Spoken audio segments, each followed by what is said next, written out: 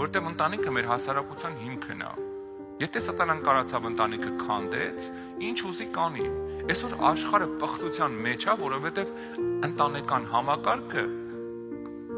կիսա ոչնչացման մեջ է։ Արդեն նորմալ ընտանիքներին գիտեք ինչ են ասում, երբ որ մի ընտանիքում կա մի տղամարդ մի կին, ասում են տրադիցիոն ընտանիք։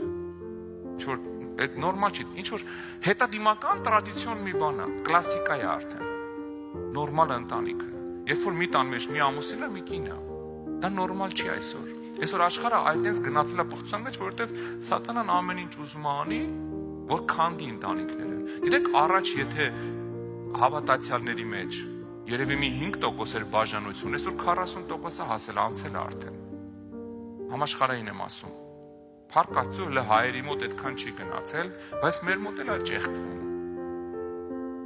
Հայկական ընտանիքներում էլ լուրջ հիմա մանավանդ այս վերջի ժամանակները, երբ որ պապան խոպան է գնում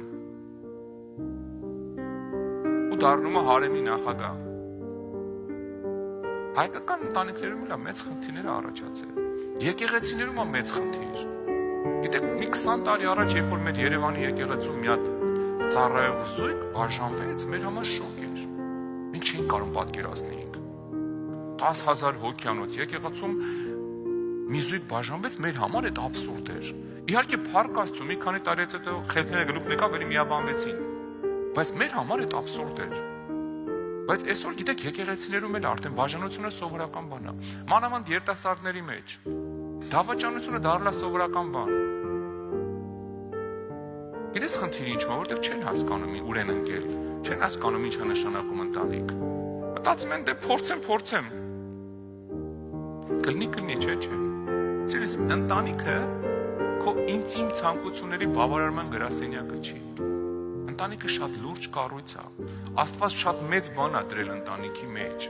Աստված շատ խորը իմաստ է դրել ընտանիքի մեջ, սիրես։ Եվ մենք պետք է շատ ուշադիր լինենք մեր ընտանիքներին։ Ընտանիքը փոխանցիկ դրոշ չի, ընտանիքը փոխելու ձեռնոց չի, որ մաշվելա փոխեն։ Պատահական չի, որ ասում ենք մինչև մահը չբաժանի մեզ։